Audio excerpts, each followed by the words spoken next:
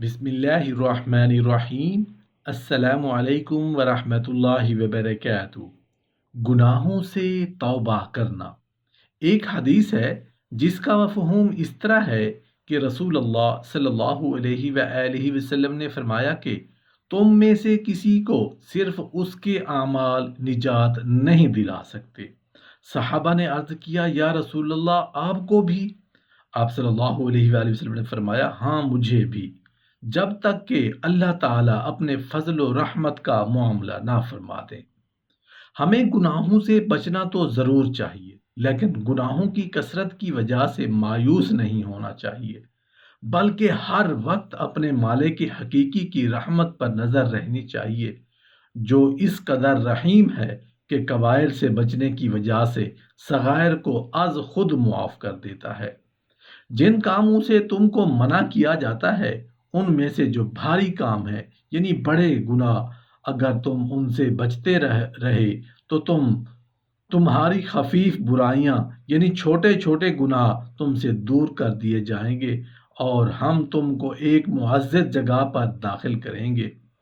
رحیم و کریم آقا اپنے گناہ گار بندوں کو بڑے پیار کے انداز میں خطاب کرتے ہوئے فرماتے ہیں، اے میرے گناہ گار بندو، تمہیں میری رحمت سے مایوس ہونے کی ضرورت نہیں۔ تم خطا کار ہو، گناہوں میں زندگی کے قیمتی ماہ سال بسر کر چکے ہو، مگر ہو تو میرے ہی۔ دنیا والے ممکن ہیں تم میں سے نفرت کریں، وہ تمہیں دیکھ کر نفرت سے منہ موڑ لیں، حقارت سے کہیں گے یہ چور ہے، ڈاکو ہے، زانی ہے، شرابی ہے، بے نمازی ہے،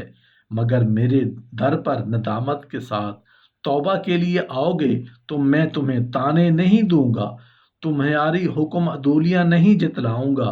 بلکہ تمہارے آغوش رحمت میں ڈھانپ لوں گا۔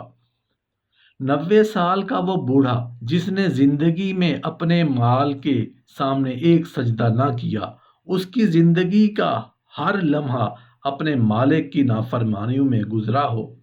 اس کے نامہ اعمال میں ایک بھی نیکی نہ ہو، اور پھر وقت آ جائے کہ پیر سے کمر میں خم آ جائے، سر پر سفیدی چھا جائے، ہاتھوں میں دم نہ رہے، بینائی کمزور پڑ جائے، سنوائی میں ثقل آ جائے، ٹانگوں میں لڑکھڑاہٹ آ جائے، زبان بھاری ہو جائے، دماغ کام کرنا چھوڑ دے، محبت کا دم بھرنے والی بیوی داغ مفارقت دے جائے، دوست احباب بے وفا ہو جائیں، اپنے بچے بوڑھے ابا جان کو عضو فضول سمجھنے لگیں، یہ لٹا پٹا اور ٹھکرایا ہوا بوڑھا جب ہر طرف سے کٹ کر ہر طرف سے مایوس ہو کر دل میں خوف خدا لیے ہوئے اللہ کے گھر کی طرف آتا ہے اور وہاں سر نیاز جھکا کر اپنے مالک کو پکارتا ہے، اے خالق و مالک، میں زندگی کی قیمتیں 90 بہاریں گنوا کر لٹا کر تیرے در پر حاضر ہوا ہوں، میرے پاس سوائے گناہوں کے کچھ نہیں، مجھے سب نے ٹھکرا دیا، مگر اے مالک تو نہ ٹھکرانا۔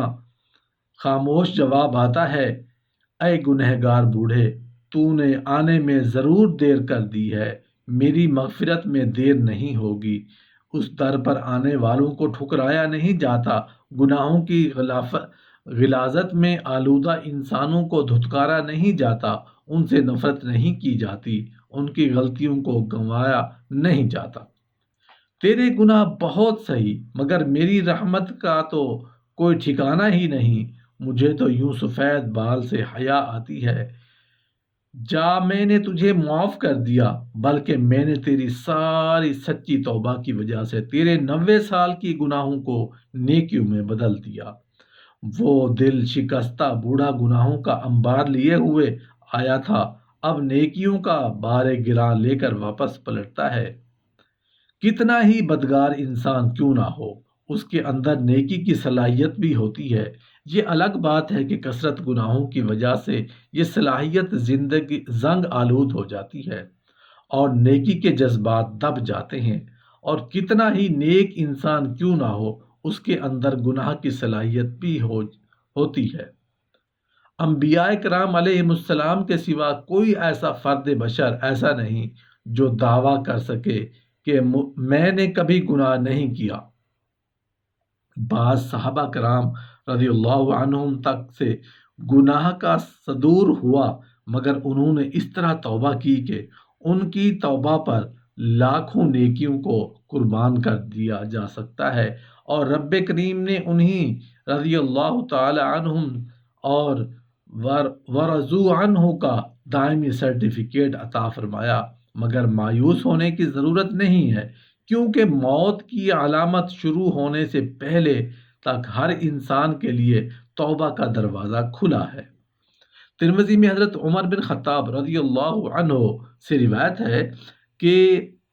بے شک اللہ تعالی بندوں کی توبہ قبول کرتا ہے جب تک غرغرہ کی حالت نہ ہو جائے، لیکن موت کی واضح علامات شروع ہونے کے بعد توبہ کا در بند ہو جاتا ہے۔